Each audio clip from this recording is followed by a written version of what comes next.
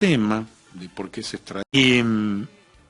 Y sobre todo cuando el agua se estanca, vio que se pone verde y toda esa historia. Digo, bueno, se limpia, pum, pam. Pero después aparece un señor en escena que hace una denuncia penal. O sea, primero pide informes al Consejo Deliberante, veo los comentarios, porque es una noticia ambiental, aparte de quien estoy hablando es de Jorge Echenique, que lo conozco personalmente, y veo y que está el reclamo que presentan el Consejo Deliberante, pam, pam, pam. Y ahí me doy cuenta, ¿no es cierto? Digo, pero ¿por qué en el Consejo Deliberante si eso debe estar bajo la tutela de San Luis Agua? Entonces, hago un comentario, le pongo, y dentro del comentario, yo como me gusta ir un poquito más allá, y siempre trato de hacerlo para el programa también, busco las condiciones, bueno, vamos a detallar bien. Yo trabajo con la inteligencia artificial, entonces busco el tema de jurisdicción por el tema del río, pim, pam, pum. Y me pregunta si quiero saber las condiciones para la extracción de árido, le pongo que sí, papá, y leo, bien. Y eso es lo que yo le contesto, o le hago el comentario en la publicación de Facebook de este señor Jorge Echenique. Le pongo que el río está bajo la jurisdicción de San Luis Agua y que las condiciones para la extracción de áridos son tal. Porque yo vi en los comentarios, ¿no es cierto?, que empezaron a hablar mal de todo el mundo, de los concejales, del intendente. ¿Cuándo? Digo, pero si no tiene nada que ver. Y ahí me empiezo a dar cuenta de otras cosas también, pero en principio hago eso y lo dejo y no pasa nada. Después veo otra publicación, en este caso de un periodista, que es Gustavo Thompson, referente al mismo tema, haciendo ciertas preguntas respecto al mismo tema, de por qué se extraía, por qué se sacaba, qué cantidad, cómo era, y que no había respuesta. Yo había visto un comentario y una entrevista que le habían hecho al señor Víctor Sosa respecto a este tema, donde él dice que a través de un convenio que había hecho San Luis Agua, porque él es el director de los espejos de agua, un convenio que había hecho San Luis Agua con una empresa, en este caso Orpas, y en este convenio que habían hecho, ellos se encargaban de la limpieza del espejo de agua y en contraprestación, sin cobrarle nada al gobierno, se llevaban el tema de la arena. Donde empieza a hacerme ruido a mí, es decir, a través de las preguntas que hacía este señor Gustavo Thompson, que también lo conozco, somos más o menos de la misma edad, inclusive del mismo barrio, nos hemos criado en el mismo barrio, me refiero, me empiezan a hacer ruido ciertas cosas ambientalmente, ¿eh? No vamos a meter el tema político, siempre vamos a tratar de hablar del tema ambiental. Entonces digo, claro, si dentro de las condiciones que yo puse, mejor dicho, de la contestación que le hice a Jorge Echenique, donde decía que no se pueden extraer áridos 200 metros arriba y 500 metros abajo de un puente, porque lógicamente están los cimientos, los pilotes que sostienen el puente.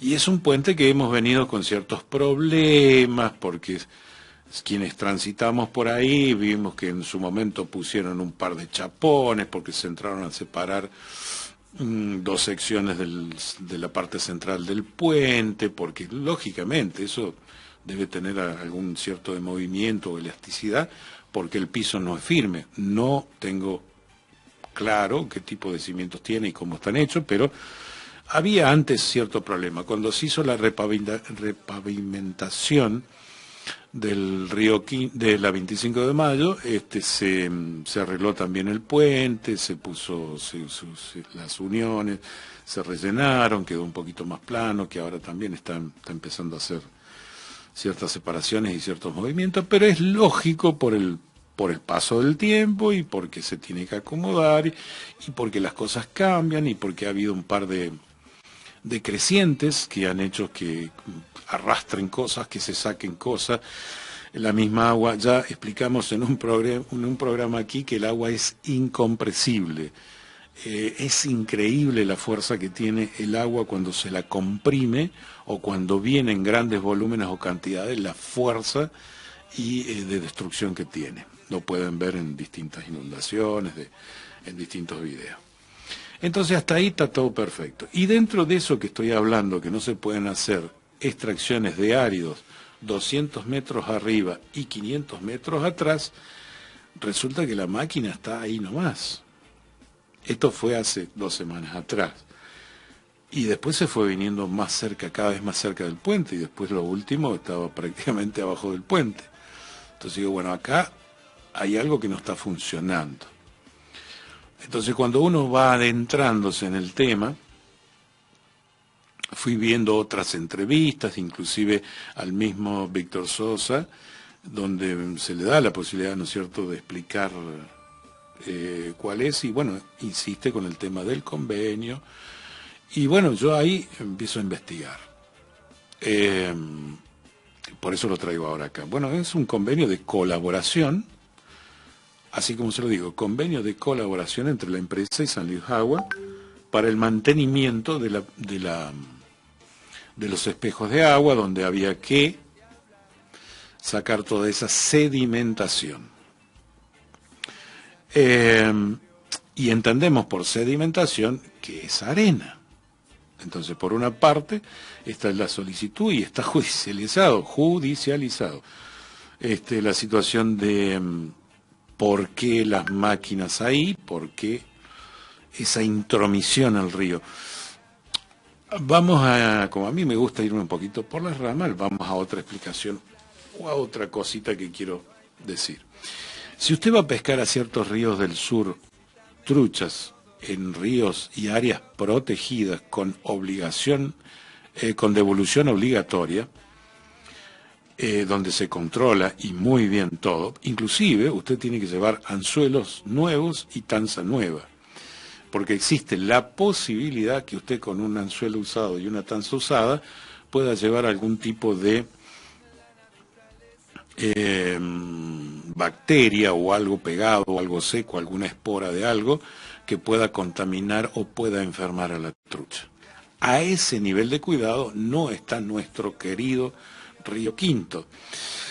Más bien ha sido maltratado y ha estado contaminado, y hemos hablado casi al principio, cuando arranqué, del tema del Río Quinto con su contaminación, y que una ciudad se destaca o se conoce por cómo trata a su río, es decir, cómo lo recibe y cómo lo da a la próxima ciudad por donde va a atravesar ese río. Y en ese momento yo utilicé una especie de descripción de por dónde iba el río, que cruzaba campos donde se utiliza agroquímicos, y esos agroquímicos no los absorbe toda la planta o las plantas para las cuales se echa ese agroquímico o nutrientes, y eso va cuando llueve, se introduce en la napa, y esa napa termina en el río, y cuánto de agroquímico podría haber en el agua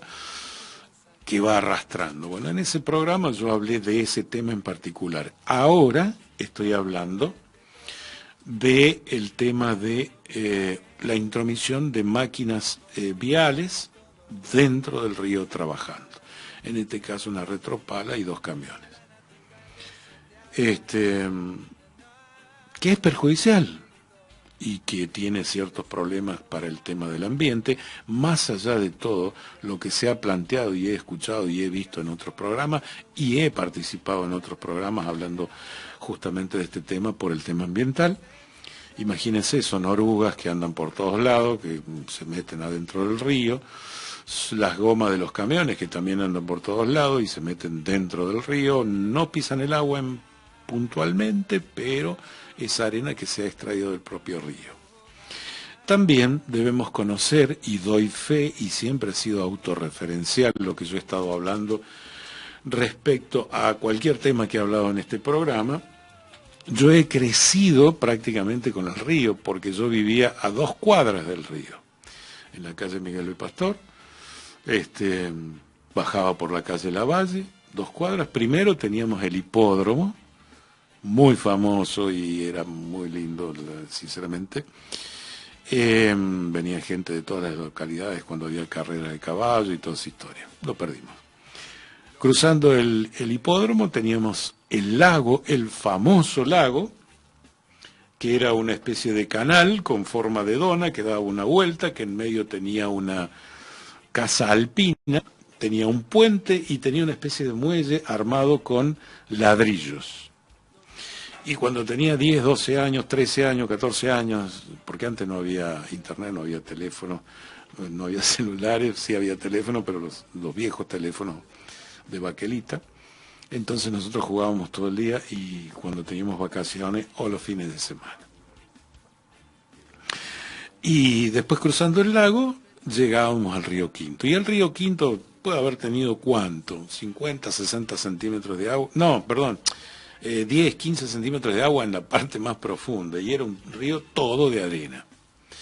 Y crecimos cuando las personas que sabían nos decían, bueno, ese es un río subterráneo, por eso no es un río caudaloso, que se pueda cruzar a nado, que se pueda pescar grandes presas de peces. Era un río subterráneo. Entonces, ¿cómo usted lo podía ver eso? Si usted estaba en el medio del río, caminaba hacia una de las costas, a medida que iba caminando llegaba a una parte que no había agua, que no corría agua, pero si usted pisaba quedaba la marca del pie y afloraba el agua. O sea, estaba en el borde de la napa, a flor de piel, ahí la tenía. Si caminaba un poco más hacia el lado de la costa, o sea, salía del río, usted cavaba 15 o 20 centímetros y encontraba agua. Y, qué sé yo, 40, 50 metros. Usted cavaba un pozo a 1 metro, 1,5 metros, 2 metros, 4 metros, 3 metros, encontraba agua. ¿Sí? De hecho, se hablaba en esa época de que era difícil la construcción de edificios altos porque el suelo era bastante blando. Por el tema de la cuenca del río Quinto, ¿no es cierto? Porque era un río subterráneo. Entonces empiezan a surgir muchas preguntas. O sea, se hizo el espejo de agua, se cambió la dirección del río, porque el río no iba por ahí, sino que hacía una curva hacia la izquierda. Hay una fundamentación para que el río tenga esa forma, y por qué los ríos no son rectos y tienen muchas curvas. Hay una fundamentación para muchas cosas que la misma naturaleza regula para, por ejemplo, con el tema de las curvas, evitar de que el agua en un río recto correría a una velocidad terrible y aguas abajo haría desastres en las poblaciones. Entonces, ese tipo se forma, ¿por qué? Porque hay un, que no recuerdo ahora cómo se llama, o sea, el río cuando va corriendo del lado, vamos a decir izquierdo o derecho, izquierdo corre más rápido, entonces va gastando ahí y empieza a hacerse la curva. Y en la parte derecha o interna, empieza a haber sedimentación, entonces empieza a ser como una curvita, y después, donde hizo una curva a la izquierda y después a la derecha, en la próxima va a ser primero a la derecha y después a la izquierda, o sea, se van invirtiendo, por eso hace ese viboreo característico de todo río. No hay ningún río recto, salvo los que mete la mano el hombre, hace una canalización y lo deja recto. Bien. Todo esto, ¿por qué lo digo? Porque quienes se hayan dado cuenta de que esto ha estado pasando, quienes, como en principio yo pensaba, está bien que limpien el tema de espejo agua, ya estamos viendo que hemos modificado el recorrido del río, estamos viendo de que hay ciertos problemas respecto a el mantenimiento, y después ya puntualmente con los últimos eventos que se han desarrollado, ya se está viendo cuál es el equilibrio entre te limpio gratis y me beneficio con qué cosa al que hace el trabajo. Porque el que pone el trabajo pone máquina, camión, gente que maneja, tiene que cobrarse, lógicamente, no está ahí por amor, sino por negocio. Ahora, ¿dónde está el equilibrio? ¿Quién manejó este tema como lo hizo? Faltan muchas explicaciones, que son los requerimientos que se están haciendo. Una, la parte ambiental, que es donde yo estoy hablando en este programa. Después hay otro aspecto político, hay un aspecto sentimental de pertenencia, y otra que no está manejado por nuestro municipio. Está manejado por el gobierno de la provincia, quien hizo la obra, que estaríamos reviendo o dándonos cuenta, como siempre un poquito tarde, de que a lo mejor no se tendría que haber hecho. Hay fundamentos, hay escritos, hay gente que lo ha reconocido, y hay gente que sabe que con estos fundamentos que estoy expresando yo, que los he sacado de distintas publicaciones de distintas publicaciones y gente que ha opinado sobre el tema, y entonces estamos en un tema ahí de falta aclarar ciertos puntos respecto a un daño ecológico que se le está haciendo al río. Es indudable, eso es indudable. Por más que digan que está en un tema de mantenimiento, que no es extracción de árido, que el árido es azul, verde, amarillo, no. Eso es extracción, están sacando arena, no están sacando barro, no están sacando algas, están sacando arena. Arena que es, ¿cómo le puedo explicar? Dentro de la reglamentación que le decía que no se puede hacer 200 metros para arriba ni 500 metros para abajo, también no se puede extraer más de 1/3 del ancho del río, y está en todo el ancho del río extrayendo arena. Están extrayendo arena, no sedimentos. O sea, tiene que regirse por esas reglas. Además, cuando usted baja y expone la napa, porque lo que está haciendo no es sacando la arena que sí puede haber arrastrado en un anterior crecida del río como la tuvimos. Pero ¿cuál es el nivel original del río? ¿Quién tiene la dirección técnica para decir esta es la cota y a partir de aquí? ¿Quién dice cuánto se va a cavar para abajo para decir va a llegar a los niveles que tenía cuando se inauguró el espejo de agua? Esa intervención hace de que se extienda el ancho del río, por eso se llama espejo de agua, se lo exponga a mayor evaporación de la que tiene originalmente ese río, porque era un río subterráneo, se lo expone también a mayor contaminación, ni le digo si le andan caminando por encima orugas y cubiertas de camión, y a su vez daña todo lo que sea en la costa, todo lo que pueda proliferar como pájaros y todo ese tema. Aunque he escuchado y que bueno, se ha aumentado la cantidad de pájaros que andan volando por ahí y que han venido garzas, y sí, en cualquier lado donde se estanque el agua, bueno, a mí me gusta pescar, ya lo he dicho, de acá cuando hemos ido al Paraná, cuando había las terribles inundaciones allá para el lado de Buenos Aires o para Santa Fe, donde había un charco de agua se venían las garzas. Bueno, pero vienen otros animalitos. Pero acá no hay que dejarlo pasar. Y yo voy a tratar de seguir el tema y me voy a interesar por esto, porque acá es Villa Merced y es nuestro. Y ¿sabe qué? No lo manejamos nosotros, sino que lo maneja San Luis Agua. Hay un convenio también por el cual se le ha otorgado el manejo a la provincia y no lo tiene el municipio. Pero bueno, son cosas que tenemos que ir reviendo. Yo siempre he hablado de defender nuestra ciudad, somos la segunda ciudad de la provincia, y sí, y tenemos un largo catálogo de cosas que siempre estamos en la segunda, de espera, y yo me enojaba tanto cuando veía turistas acá que se pasaban de largo, Villa Mercedes porque no teníamos una bajada. Venían de Buenos Aires, se pasaban de largo, aparecían por allá por el puente Cranza, dando vuelta, volviendo, tratando de entrar a la autopista 55 Norte para ir a Merlo, o justamente para entrar a Villa Mercedes. Es una cosa que siempre estamos... Tenemos una larga lista de cómo se nos ha relegado siendo una ciudad, la segunda ciudad, y con unos aportes muy interesantes en lo que se refiere a las arcas del gobierno provincial. Bueno, se me secó la boca. Vamos a ir a un segundo bloque.